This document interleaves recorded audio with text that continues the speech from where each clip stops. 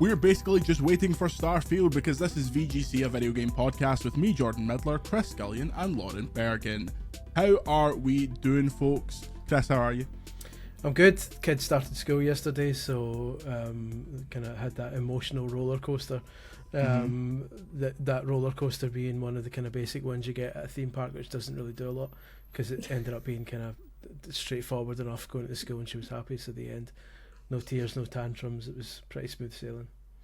Pretty shit. And that'll be it for the rest of our school career. It'll be really easy. There'll be no problems. No problems at all. No bullying. No. If anything, she'll be the bully. So that's always good. She's got the Scullion genes, so I imagine she will be. She does. Yeah, bullied. Speaking of noted bullies, Lauren, how you doing? Jordan, how dare you? I have never said anything mean to you in my life. You retweeted my tweet the other day and were mean to me, but anyway, I'm over it. It's fine. I'm good. Just back from a few days annual leave, which is very nice. And yeah, catching up on all the news, bro. Catching up on the thousands of wee grubbers sending you their CVs. Imagine putting out a tweet being like, we're hiring people, and then going on annual leave. You're an absolute madwoman. I simply can't believe it. Basically what has happened is that I got it sorted pretty much overnight because so many people applied for it, which is a shame because, and that is probably because the state of games industry just now that people have to. But yeah, it was a lot of CVs very quickly, but it got sorted. We're all good, and please stop sending me CVs because I'm not going to look at them.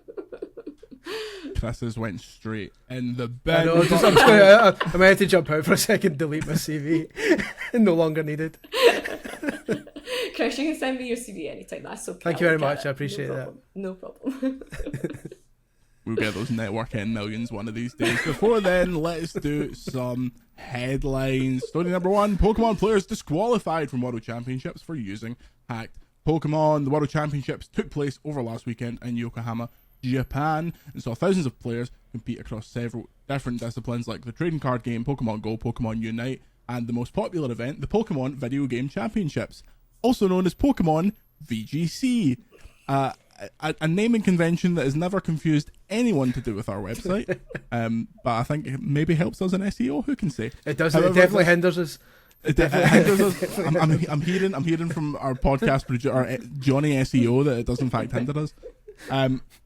However, this year saw several professional players disqualified from the event for using hacked Pokemon. These Pokemon can be obtained in the game, but they're essentially using these third-party apps and software to get optimal Pokemon without taking the time. For those that don't know, in the competitive scene of Pokemon, there's special training you can do that goes beyond just what level your Pokemon is. It's all about stats and things like this. And to get the Pokemon, the stats that you want, it can take hundreds of hours. And people that are building competitive teams to go and play at these World Championships are like, sack that. What if we just generated these Pokemon, which could theoretically be legal? It's not as if they're hacking in a Mew 3 with 1 billion HP or anything like that. These Pokemon could exist. And the hacks have been so successful that up until now they've basically been undetectable because they're real adjacent Pokemon. But people were getting out there to the Pokemon World Championships in Japan, playing a couple of games, and then the Pokemon police came up to them and disqualified them. Here's a quote from Brady Smith, who's a VGC player. Pokemon VGC. I was going to say. We're the only VGC players. Quote, DQ'd at 2-0, should have gotten my Mons myself. I guess the weirdest part of all of this is that they waited until the WCS to start upping their game. I wish it was consistent throughout all the season, but at least we now have this consistency established. They are finally not messing around. Get your Mons legit, y'all, which is what my tattoo says. Can I just say, get your Mons legit, y'all, has to be the shittest 5 words ever put together in the history of Earth. If I was still naming podcasts, this podcast would be called Get Your Mons Legit, Get your Mons legit, y'all. That should be our sign off. You can take that to the bank. This is a strange situation. Imagine going to the World Championships with hacked Pokemon. Now, my question for you, Chris, as someone who's trod the boards of playing games for many a year now, I've played a couple. What's the most cheating you've done in a game? That's a good one. I don't cheat much.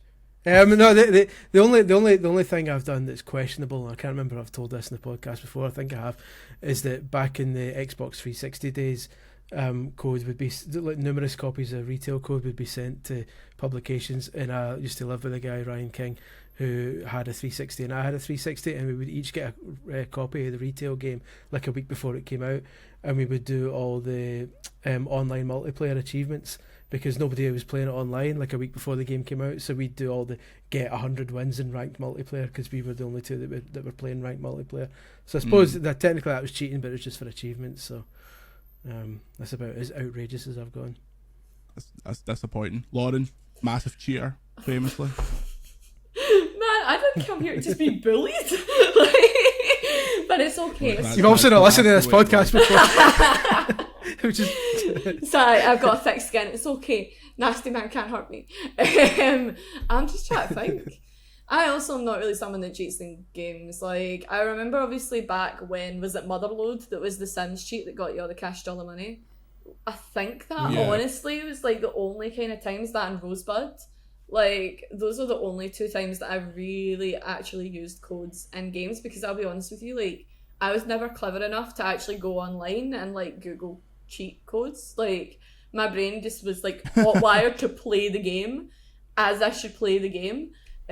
So, yeah, it's one of those. Like, I've never really done it, even in my adult life. I've written cheat code guides, yeah, of course, but I've never actually, like, used them.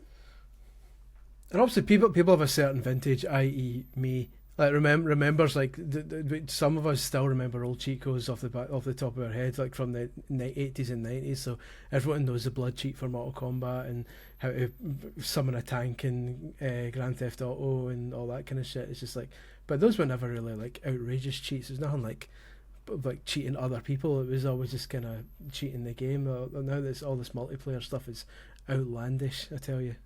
There was a time where I knew all the San Andreas cheats, like up down left right, R1, R2, L1, L2, and it would be like the various weapon sets you would get. But I told you this. I can't remember at this point. I can't remember if it was on a podcast or I probably didn't speak this into a podcast, Chris. But there is a certain digital economy that we often get access to early, and when you have access to a digital economy before all of the other players have it, you can make some sweet moolah on that digital economy by buying low and selling very, very high. So I do that every year without fail, and it's tremendous. It's really the ultimate way to play that game, if you ask me. But in terms of actual cheats, I had one of the Game Shark Donnies for the GBA, so a couple of like hacked Pokemon, as it were, but it was always just like shiny legendaries and stuff. It wasn't anything too dramatic. I'm not a hacker, man. What was it like? Did I see when you were on the magazines? Yeah. Official Nintendo mag, did they print cheats, or was that considered like dodgy? No, we did cheats, but that kind of that era, the cheats were kind of down on their arse a bit. They didn't really, they weren't as popular as they were in the 90s. Like the 80s and 90s magazines were full of cheat sections, but I think that's because I think the developers gave the magazines like the cheat codes, because there's no way in hell you would have been able to figure some of those out back in the day. But by the time the Wii and the DS came around, cheat codes were kind of not as common. It was either unlockables or we're slowly moving to the kind of DLC type of thing. So I think that was the last kind of, so we had like guides and stuff, and for a while we had like a couple of tips pages, but ultimately there weren't enough tips coming in to kind of keep those pages going, so we just went to the guides instead. So that was kind of the last era of that. Yeah, that's a good cheat page. I miss printing out San Andreas cheats that turned out to be incorrect from like Cheat Planet and places like that. Can I just say, calling back to previous podcasts, it's nice that this Pokemon thing, that the kind of bad thing they're doing is just old-fashioned cheating at games rather than throwing shite at each other in hotel rooms, like as has been covered in the past. Yeah, like previous champions once did. But yeah, this is I watched a lot of the Pokemon World Championships. It was good, but it's a weird thing because obviously it's not the most dramatic game to watch, like any of the Pokemon disciplines. Even the Pokemon VGC, the characters are just kind of standing there. and you can just hear people reading the text underneath the game, and then you hear the crowd going, "Oh!" because they've clearly saw like 3 steps ahead. And I'm just sitting there like, It's not like, you know how when Overwatch was like really trying desperately to make Overwatch League a thing, God rest it. At least there was something about Overwatch League that was like watchable. It was like a game that you could somewhat understand. But on that, Lauren, what esports do you watch? I know you're sitting on a Genji chair right now, which is with a Cloud9 hoodie because I'm a horrible person. So to be fair, when I got into the industry, my big thing was esports. Like, that was what I wanted to do. That was what my focus was. One of the first things that kind of put me on a track to, consider gaming as a career was that I was watching League of Legends, right? So I'd watched the LEC, I watched the LCS, and then I decided, right, okay, I would really like to actually play the game. And I remember the person that I played it with at the time, because I really wanted to play Nar, let me play Nar. And Nar is, for those that don't know League, is relatively complicated for somebody that's never played any online game before. And I was like, no, never playing that again. And then went back to it and spent far too much money on it, but that's an aside. With esports, it's mainly League. I was at MSI a couple of months ago. I used to watch OWL, but like you say, God rest it, that's gone now. A bit of Dota. OWL? Wait, did people call it OWL? Did people genuinely call it OWL? I always called it OWL. It's not called OWL. Is it not OWL? Is that why it's died in its arse? Because nobody gave a hoot about it. I've always called it OWL. I don't know. Terrible. Now you've said that though. I don't know. I've always called it OWL. I was so confused for a second there. I was like, what is OWL? Is this some tournament that I'm not aware of? No, I always called it OWL. But I've got an Overwatch tattoo which is under there. But like, it was one of those that, again, it was interesting to watch, but the problem for me was that there was just way too much going on. Whereas with League, I can go, okay, cool. It's relatively slow paced in that bits of it will be action packed, but then there's the slower bits that you can kind of digest what's going on. But what I watch is constant. I like Dota for the same reason that I don't play a lot of Dota, but I could sit and watch it and go, okay, I understand what's going to happen next, or I understand why that was a good thing. But with Overwatch, it's just a flash of colour and everybody's dead. And I don't know. I prefer to watch Valorant versus OWL. OWL's gone, but even when they were still competing, it was Valorant that I watched because I could understand that better than just loads of people squishing together and hoping for the best. Chris, you ever watch the FIFA esports? Only when you have to get like packs. You know, sometimes if you're forced to watch it on Twitch for an hour, so you keep it open on one window and just piss around in another window, and every now and then you get told you got a pack, right? Cheers, closed. Esports just don't do it for me. I'm of the era where I can't watch people playing games. I need to be the one playing. So I'll happily do streams because I'm still playing, but I can't watch streams that much. I just can't do it. Imagine watching people play or talk about games on the internet. What kind of sad, sick, sadistic, friendless person would do that? Remember, like and subscribe to the VGC YouTube channel.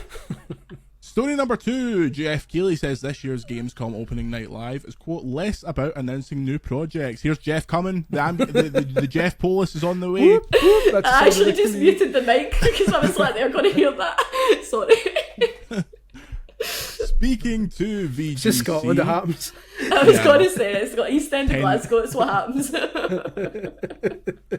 Are you in the East End? Hell. Exactly. Speaking to VGC ahead of August 22's event, the host and producer said that viewers should expect mostly updates on announced games planned to release over the next 12 months. Quote, it's going to be an exciting show with new looks at many announced upcoming games like Alan Wake 2, Black Myth Wukong. Finally.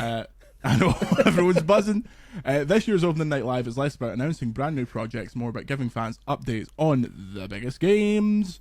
This is one of his pre-shows that he does. He's the man now. He does all of these. There seems to be one every time I blink.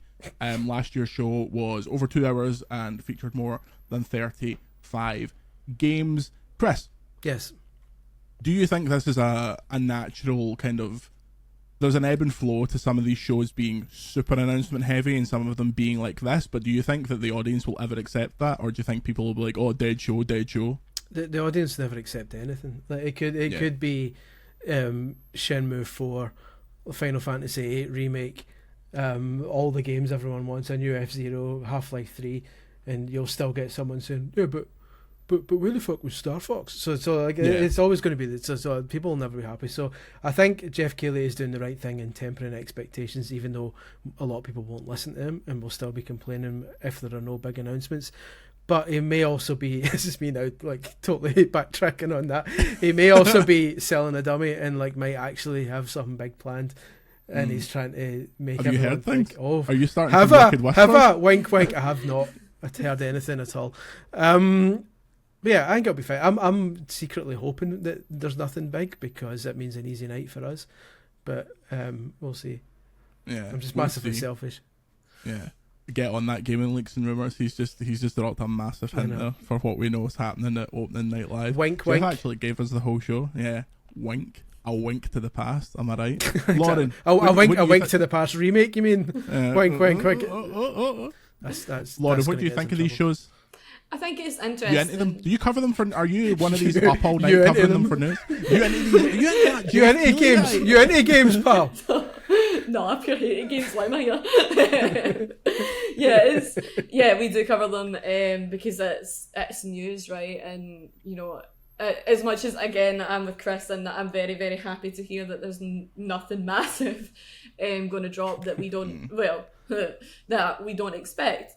I think it's one of those that like that you guys don't expect, we expect. But I think it's one of those that I don't mind watching them. I think that they're interesting. I think that obviously I watched Summer Games Fest. The main one for me was the Xbox one, right? Because I wanted to see Fable. Fable is the thing that I'm probably most interested in aside from Dragon Age that's coming up.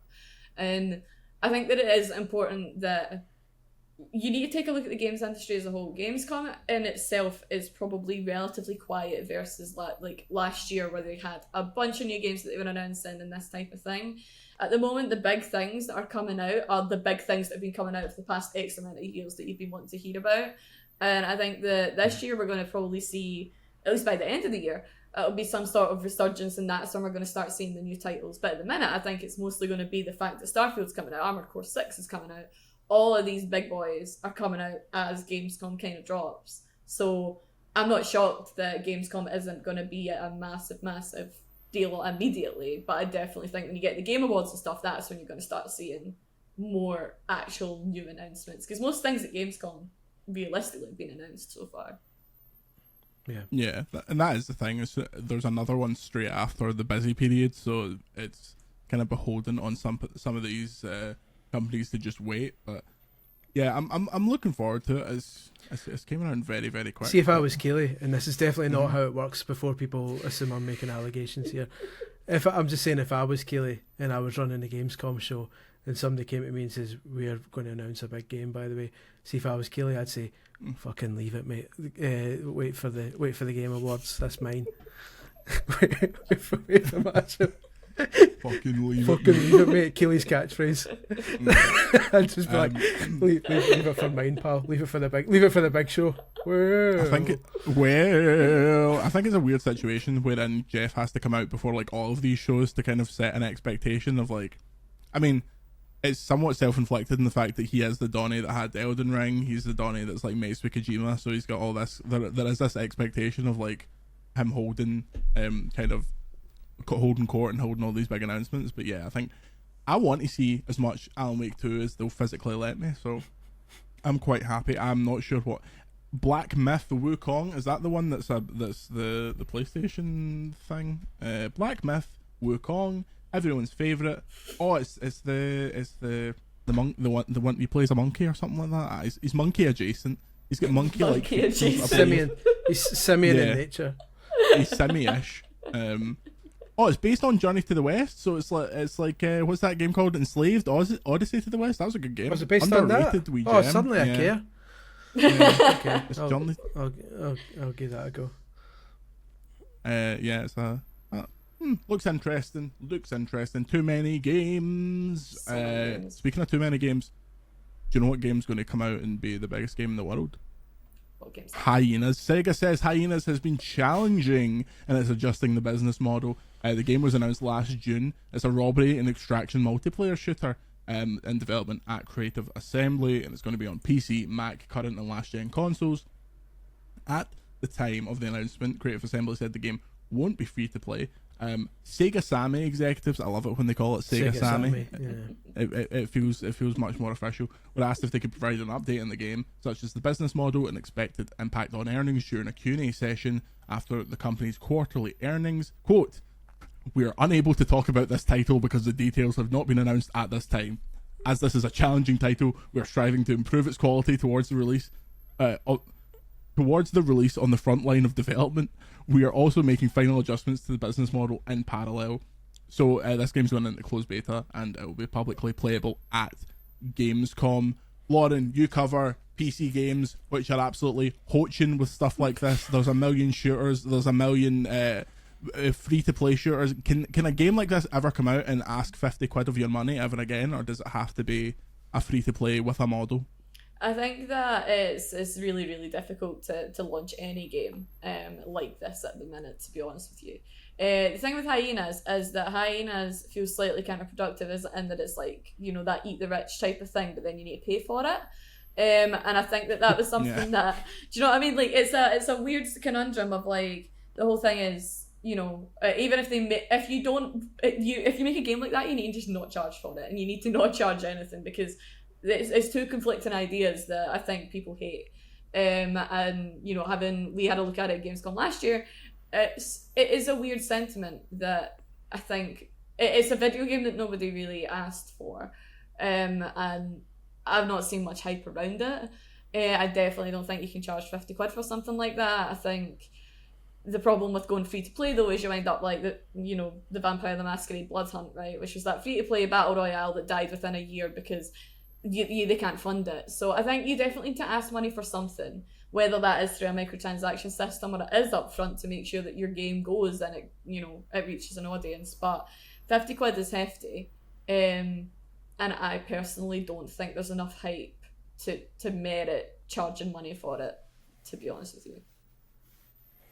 Yeah, it seems like a strange one to kind of position along. Like, if you think about the shooters that are full priced still, it's like the biggest of the biggest, like Call of Duty, and that's end of list. Like, the rest of the stuff seems to, the rest of the stuff has to just come out and find an audience. Do you know what I like? See the Founders Pack method of selling these free-to-play games, where the game is free to play, but for the first X number of months, the only way you can get it is by spending anything from 20 quid up to 90 quid if you're a maniac on like a pack that gets you some stuff like X number of characters and skins or whatever, and then that gets you into the game, and that way the developer makes some money back at the start and gets a hardcore base in there, and then after a few months it then goes properly free to play, and that's when the microtransactions kick in and all that shit, because the Gameloft did that with its last two Disney games and it actually worked really well. And they've obviously, going by the number of players on both of those games, they've made good money on them, and then they're set to go free to play, and then that's when the audience builds. So I think that's a good way of doing it, because it makes some money back and lessens the chance that a game's going to die on its arse. And if nobody buys the Founders Pack, they can kind of tell pretty early on, this is fucked. I think I think FPS is a weird market to try and get into just now as well. Like, so I'll give her a shout out. Imogen Miller wrote a really, really good bit for PC Games In that you can go check out if you fancy, about how we're moving back towards this kind of the more fantastical versus the more realistic type of shooter type of thing. And I think just now I'm not seeing any shooters that are really doing anything massively different. And I think until we see something that does break the mold, it's going to be just dominated by Call of Duty, Escape from Tarkov, like these type of things, Rainbow Six, or if it's a slightly more fantastical, Valorant and Overwatch, right? I think that releasing an FPS game just now is really, really difficult compared to what it was a few years back when FPS was all the rage. Whereas maybe if you launch a cozy title or something that's more fantastical, you probably have a better sway in the market just now. That's just me reading it as someone that has watched the trend be from Call of Duty and Valorant over to things like Baldur's Gate 3 or, upcoming things like Fable, and that the hype is there versus more traditional FPS titles. But I might be wrong, but I came in, again, when I came into the industry, like I said, it was League and Valorant that I did, and Valorant released and then nothing's really released after it, I think, because that market is so saturated just now. Yeah. I really don't know. Hyenas falls into the same mind pit as, what the hell was the name of that Ubisoft shooter? Answers on a Postcard. They just they shut it down. Hyperscape? Was it called Hyperscape? Something like that. Pretty sure it was Hyperscape. Yeah. Yes, Hyperscape was a free-to-play shooter developed by Ubisoft Montreal. Like the gold rush of the free-to-play shooters. How many do you think are still in development of these companies? And they're like, oh Christ, we've really missed this boat. We can't get it out. That was the strange thing about that State of Play, where they showed the new Marathon and they showed that game that I can't remember what it was called, but it was like another shooter extraction game. Like, I don't know what the feeling is. That it's the Battle Royale thing of a couple of years ago, but now it's all, let's do our version of Tarkov or our version of that kind of game, when in the end it will just be Call of Duty sitting atop the mountain as usual. Speaking of Call of Duty, Chris, I know you love abusing people on Call of Duty. I'm glad you added on Call of Duty at the end. Yeah. Because Xbox has launched a new strike-based enforcement system for online conduct. Finally. Get ready. The platform holder has announced a range of enforcement actions that can apply if it's found players have violated Microsoft's service agreement or Xbox's community standards. The system will attach strikes for every enforcement, ranging in severity based on the inappropriate activity. For example, profanity or cheating will result in 1 strike, sexually inappropriate behaviour or harassment or bullying will result in just the 2, and hate speech will result in 3. Quote, the system is similar to demerit strikes used in the driver's license system in many countries, according to Dave McCarthy, who's the Vice President of Xbox Player Services. Quote, for example, a player that has received 2 strikes will be suspended from the platform for 1 day, whereas a player that has received 4 strikes will be suspended for 7 days and have their license taken off them. Players have a total of 8 strikes, and once reached, will be suspended from Xbox social features like messaging, parties, party chat, multiplayer, and others for 1 year from the enforcement date. So, according to this pick and mix system, if you want to do 2 hate speeches, that'll only get you your 6. So if you want to do 2 hate speeches and 1 cheating, that'll only get your 7 or your 8. So as long as you just do that, you're fine. Chris, what do you make of this? This seems very strange and very lax. Well, you know what they say, fool me once, shame on you. Fool me 8 times, fuck off for a year. I don't know. It's like, I definitely think something should be done about arseholes online, but that's been the infinite struggle ever since online kind of chat began. And this is an interesting way of doing it, but like 8 strike is so complicated, and I would hate to be the guy who decided that hate speech is worse than sexual harassment. And it's like, okay, well, enjoy it. It's only 3 times as bad as cheating. That's the thing, exactly. Only 3 times as bad as profanity, apparently. This guy said fuck 3 times. That's as bad as something massively racist. So yeah, it's that's up for debate, obviously, but I don't know. But how do you prove that as well? Like, do you?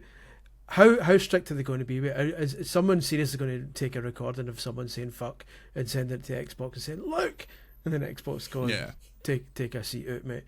I don't know. I like the theory. I'm not sure I like the practice, and I'm not sure it's going to work. I appreciate them trying something, but I think we've got a hell of a long way to go. I think this should be, if you allow me to put on my my professional hat on here, I think the solution is more education based. I think we should be cutting off this problem at the head rather than trying to continually fight the tail, the ever growing tail. So I believe this is something that we should be educating our youngsters in the classroom. I'll certainly be telling my daughter not to take any snash for arseholes when she goes online. The problem is, like, I feel ill-equipped to comment on this because I still found myself on FIFA 23 sending FIFA's an abusive exception. messages. FIFA's an exception. If you play a Rangers player, FIFA's It's the exception. It is legally allowed if a Rangers player rage quits on you in FIFA. It is legal. You're legally obligated to send them a message saying, "I thought you didn't do walking away." Exactly. That's just the law. Exactly.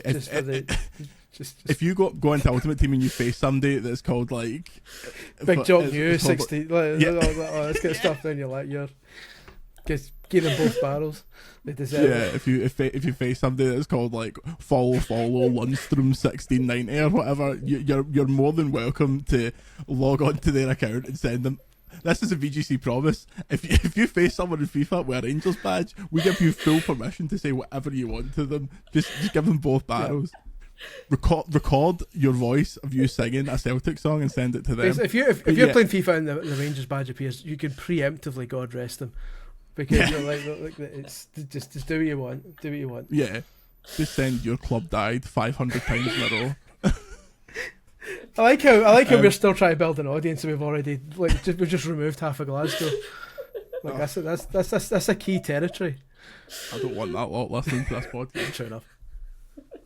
I picked the wrong time to dye my hair blue. Oh my god! Next time I'll dye my hair green, right? I know. Sorry. Do it. Next time she says. Yeah, give yourself a buzz cut and dye it completely blonde like Neil Lennon in the early 2000s. Lauren, what is your opinion on how? Do you think this system will actually help people stop being arseholes, or do you think it's just like? Is it just like security theatre? Is it just we have to be seen to be doing something? I feel like a lot of it is that type of virtue signaling, to be honest with you. Yeah, like at the end of the day, like I don't understand how you can equate, like you say, Chris, like you can't equate profanity to sexual harassment. Like there shouldn't be a points-based system on that type of thing. There are some things that are okay within reason. Obviously, like, you know, if you say a nasty word to someone, they might get upset. But the flip side of it is that's not even on the same league as any hate speech or any type of, you know, harassment or anything like that. And, you know, as, you know, not to bring out the I'm a woman card, but having been there and been told multiple times as soon as someone hears your voice in an online game to get back in the kitchen or all that type of shit, like, you can't equate that to someone telling me to fuck off, because I don't care, like, yeah, sure, whatever. But, you know, when it's targeted at my gender or it's targeted at someone's colour or whatever, that's just not okay.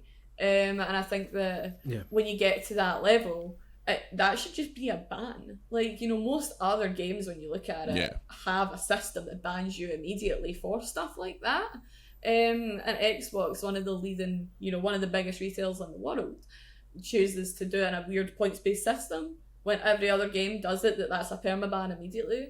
You know, I would argue they should rethink it.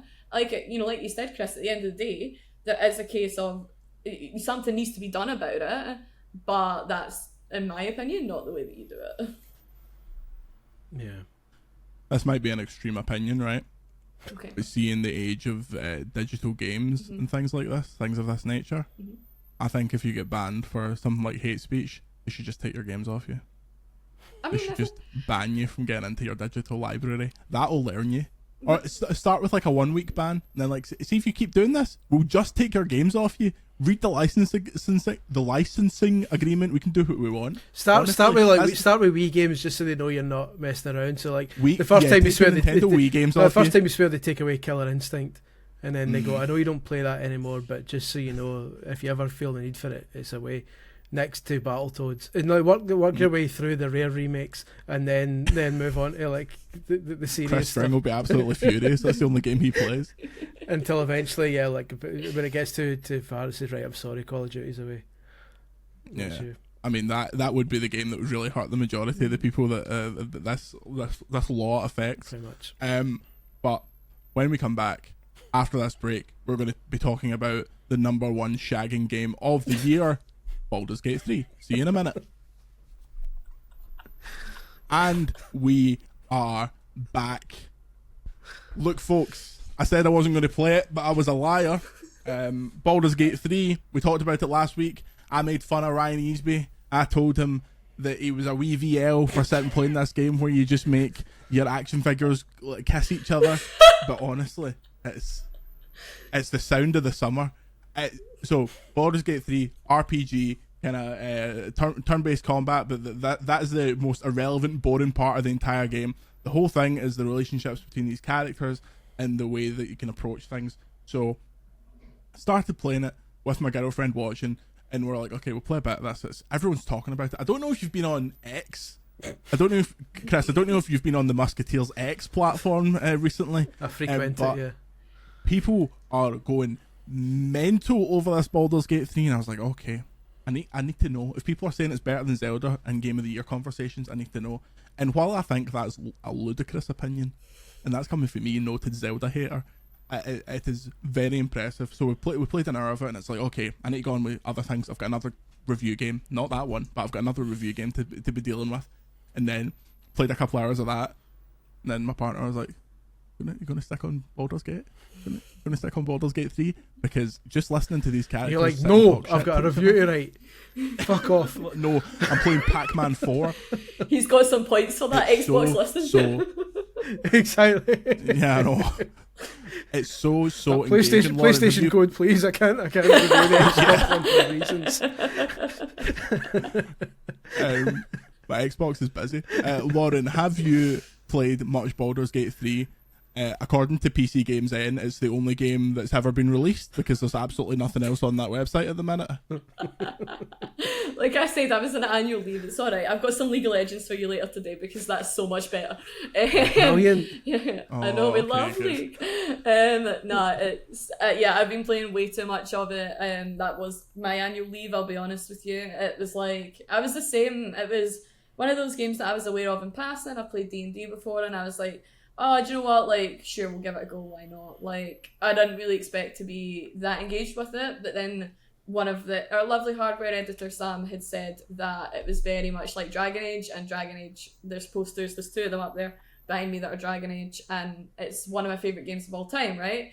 So I was like, okay, cool, if it's like Dragon Age, then I'll probably like it, and yes, absolutely. Like, I agree that I think the combat is really boring. Like, the combat is honestly quite mind-numbing, and I really dislike how the save feature or lack of works.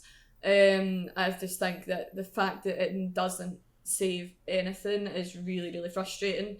But I think it is, down to what you said, Jordan, it's the characterisation of these people. They feel like real people. Obviously they're not, but they definitely feel like real people. They behave like real people, and they are people that you kind of want to get to know. And I think it's the story that's pulling a lot of people through the pretty boring turn-based combat that, again, I also think is a bit way overtuned, and that most of the instances are very, very difficult when I think they sometimes shouldn't be.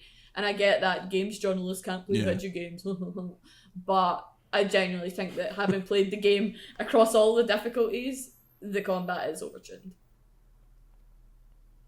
I totally agree. Like, I'm doing a lot of, like, we're doing side stuff where we're constantly making sure our equipment's good, but I got into a situation last night where you're basically, and this rarely happens in the game, you're forced into a fight regardless of which way this conversation happens. There's like 3 different ways that it can go, and it only changes kind of who's on your side for this fight.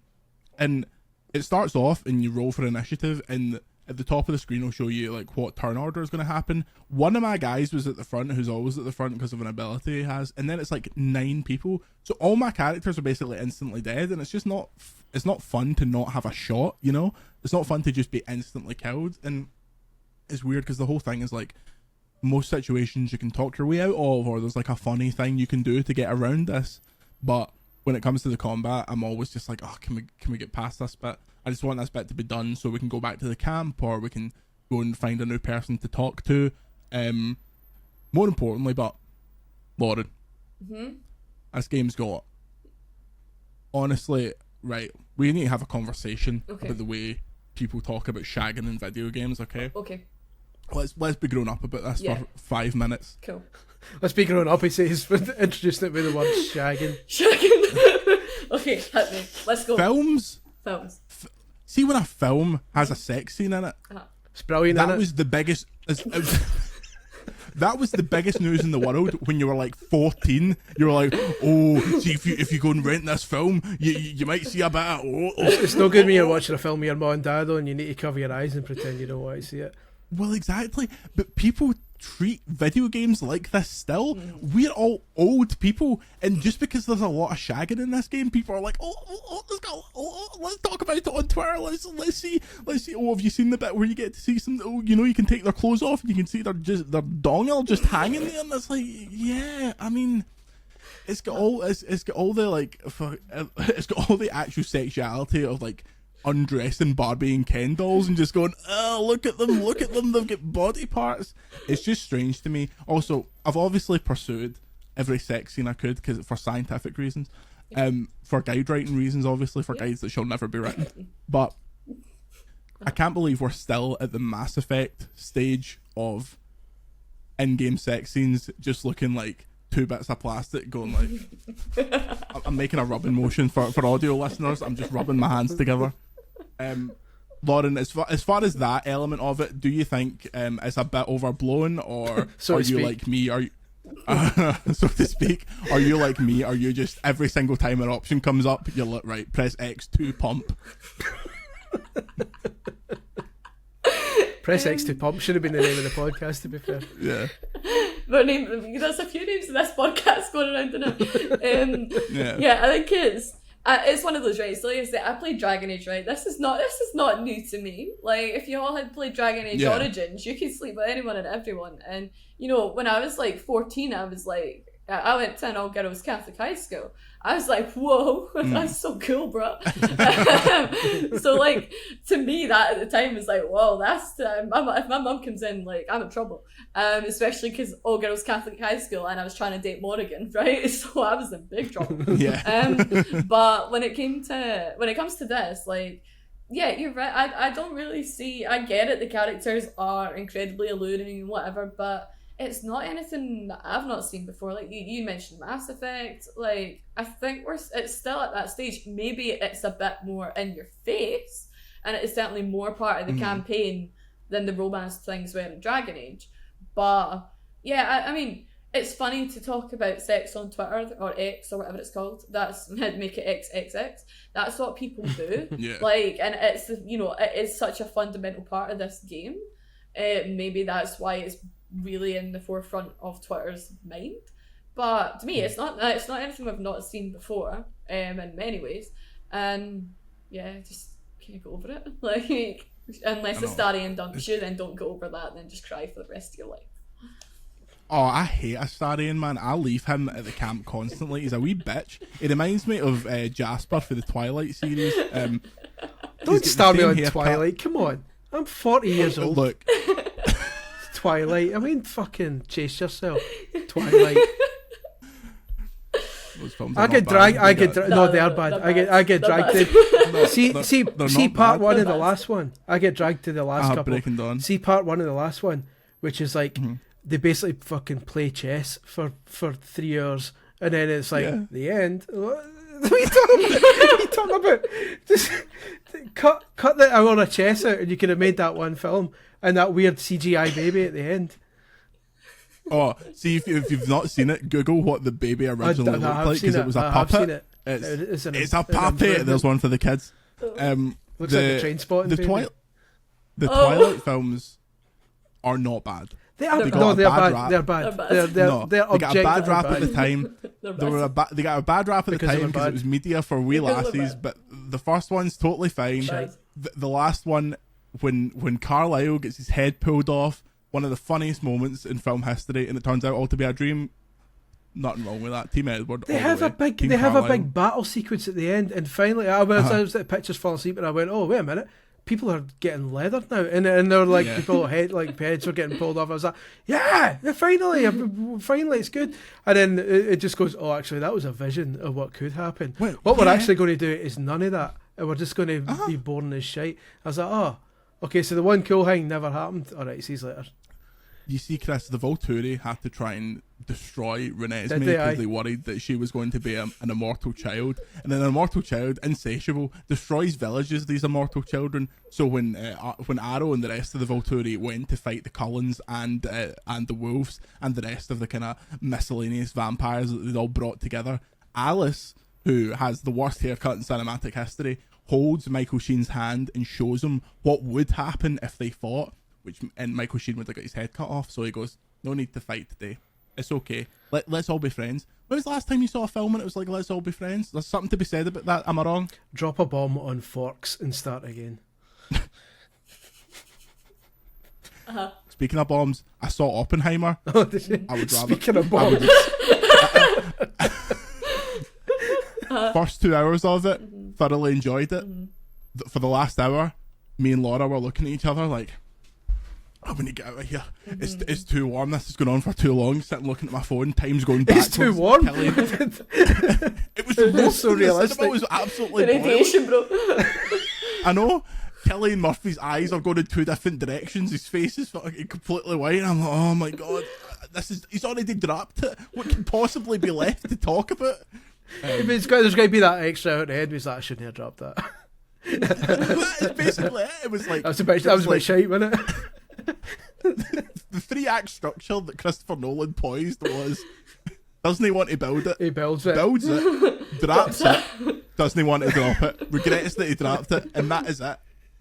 No, Gary Oldman shows up for about 30 seconds as some old president bastard. I don't know how much money he got for that, but I don't know what one he was at that point, but he comes in and he goes, "Oh, Mr. Oppenheimer, you built me a bomb. Do you feel sad about building the bomb?" And then Oppenheimer, where was Oppenheimer originally from? Because he's for the part of America twinned with Derry, because his accent is all over the place. Here's a fun fact kids can look up. Gary Oldman is younger than Gary Newman, and the names wouldn't suggest that. Was that what you were getting at, Chris? That's what I was getting at. Is that you'd think Gary Oldman would be older than Gary Newman, because Gary Newman's newer, but he's not. He's older. So, want to look up? Welcome to the VGC Film Podcast. Want to look into? Breaking Dawn Part 2 was better than Oppenheimer. None of them were rubbish. That's not true. It's objectively true. They were all bad. And see, I went to one. The first one I went to was like the fourth one or something. But then girlfriend who amazingly became my wife despite taking me to Twilight. Like within 10 seconds of the film starting, the werewolf boy rips his shirt off, and half the audience went, "Ooh!" And I'm like, "What am I doing here? What's going?" Yeah, Jacob Black. So like, no thanks. Pish. It's all about it's dodgy as hell. The guy's like the vampire boy's like 1,000-year-old or whatever, and he's like to her, "Oh, I'll stand in your room and watch you sometimes while you're sleeping." Oh, fair enough, mate, butter in. That's two. That's 2 strikes on Xbox. It's alright, he's immortal, he can wait out his ban. Exactly. Finally, we have a few Starfield details for you. It's coming up soon, early access is September 1st. We will obviously be talking a lot about it when we can. Here's some bullet points from one Chris Scullion. This could be made up, who can say? Players can buy houses in all the major cities in the game. Some items, such as harvested organs, are considered contraband and have to be smuggled past security ships. Players can be arrested. Time only passes while actively playing. It's not possible to set up trade routes, outposts, or mining operations and have them continue to produce while the game is off. All the player factions can be completed independently, which is interesting. Although it's, quote, not totally feasible to play through the game without killing anyone, there are some systems to reduce the amount of killing if needed. Lauren, see when you play these Bethesda games, you a good man, you a bad man, you Gary Oldman. How do you play these games? So it's one of those that I always trend towards the evil side of things, right? When I played the first Fable, or the second Fable mainly, I was always like trending towards the evil side of things. I like to just cause chaos. I'm the same in Baldur's Gate, right? It's a drow that I'm playing, and I just like, anytime she's like, I really like Satan, I'm like, okay, we'll pick that option. Just because that is just chaos. Like classic Catholic. You can tell it went really downhill, can you? But it's like, it's one of those, like, if there's an option to just be an arsehole, I'll be an arsehole. But the flip side of it is that, like, then my inner Catholic comes out, and I'm like, oh, I can't be mean to the man. I'll get strikes on Xbox. Like, so I can't follow through with it. That's the thing, is like, I will be chaos and then I'll backflip on it because I'm like, no, I can't be that much of a dick. So honestly, I probably sit straight down the middle of like picking some good choices and some bad ones, but in my head I'm a badass bitch who's like evil and hates everyone. But realistically, that's not how it works. Chris. Yes. You are famously the least interested human being on earth about Starfield. What will you be playing when Starfield comes out? I thought you said the least interesting human being. I was like, oh, wow, okay. Chris, you're the least interesting human being. Somebody married me. I did alright. Like Twilight fan. Well, true enough. What were you asking? Sorry, something about Starfield. What will you be playing when Starfield's out? Whatever I'm playing out, Disney Speedstorm. Oh, hell yeah. We still not converted you to Lorcana yet? Not. Lorcana can swivel. I just don't do card games. I don't know. I'm waiting for EA FC. That'll be my big game when it comes out. Do you know what? I'll give Starfield a go over Christmas. I just don't have time. Baldur's Gate doesn't even register with me because I'm not entertaining a 150-hour game. That's just not happening. Not when I'm not with the job and the book and the kid. They can no chance. Anything 10 hours or under is right in my wheelhouse. Except for my three. My three soon to be 4 live action ones: my Disney Speedstorm, my Dreamlight Valley, which I'm kind of going off a bit, my WWE 2K23, and my upcoming EA Sports FC24. That's my rotation, and then anything that comes up for review. That's what I'll be playing. I received code while this podcast was on, not for that one, but it's happening. Like, I got a code last week for something that was basically the starter pistol for review season, so I will not be consistently playing anything, don't know, 2025 or something like that. Oh, I think I just get the same thing. Yeah. Oh, yeah, that's going to be a fun one. I've not got the thing now. I want to know what the thing is. I don't have the thing. I don't think it's coming out on your manky PC platform. No, okay, don't care then. No, it's not. We'll discuss it after the Oh Christ! I just deleted the email. Yeah, that's gonna hamper the review. Sorry, I memorised the code. It's just I'll tell you what I want. I'll tell you what I want. It's good. What you really want? That's the law. You have to answer with that. I'll tell you what I'd like to buy. The making of Karateka. Is that on any of your radars at all whatsoever? Tell us. Right. You know that Atari 40 thing that came out, or Atari 50 that came out, and it was like a really good like digital encyclopedia type thing. So that's now Digital Eclipse, who did that, are now doing this series called, I've got it written down here, I can't even remember what the series is called, but this is the Gold Master series, where what they'll do is they'll take a classic game and they'll basically turn it into a museum piece. So it's a timeline that appears, and you'll go through documentaries, and the creator of the game will do an interview, like a video interview, talking about how he came up with the idea of the game. They'll share like documents of how he made the game and stuff. Then you get to play the prototype of that game. They'll have like 4 or 5 prototypes before the game came out, and then eventually you get to the full game. So the whole thing takes a number of hours, and it's like a classic old game, and it's meant to make you appreciate the game and the development that went in it and everything. So Karateka is the first one, which was the guy who did Prince of Persia, the game he did before that. And it's out at the end of the month, and it's like a proper documentary, a playable documentary basically about the making of that game, and it looks amazing, and they're going to do more like it. So that's one that not a lot of people may be aware of, but if you're into like game history, that's one to look at. It's okay. I know. I appreciate you're both going to instantly forget that the second I finish this sentence. Now, the making of Karateka. You know, the real reason I won't forget it is because when I searched it up, the first thing that came up was book by Jordan M, and it auto-filled to be Jordan Midler, and I was like, when did I write a book about something I've never heard of? But look at that, a genuine recommendation on this nonsense podcast. We'll be back next week. God knows what we'll be allowed to talk about then, but it'll be fun nonetheless. Always is. Send your questions, comments, and concerns to podcast@newgameschronicles.com. Especially your concerns. Let us know in the comments on the YouTube video. Remember, the VGC podcast is available on YouTube. Let us know Breaking Dawn Part 2 or Oppenheimer. What do you prefer? I know my Breaking Dawn Part 2 heads are in the comments. Hashtag Team Carlisle. Thanks for listening to the podcast. You can follow me on X @Jordan Midler, Chris @Scully1888, and Lauren @TheMaury. the spelt normally M0RRI. Is that correct, Lauren? Yes. So cyberpunk, innit? Yeah. We'd like to thank the great Grant Kirkhope for the use of the VGC podcast theme. We'd like to apologise to Christopher Nolan for the things I have said on this podcast. Say goodbye, Chris. Goodbye, Chris. Say goodbye, Lauren. Goodbye, Lauren. And we'll see you next time.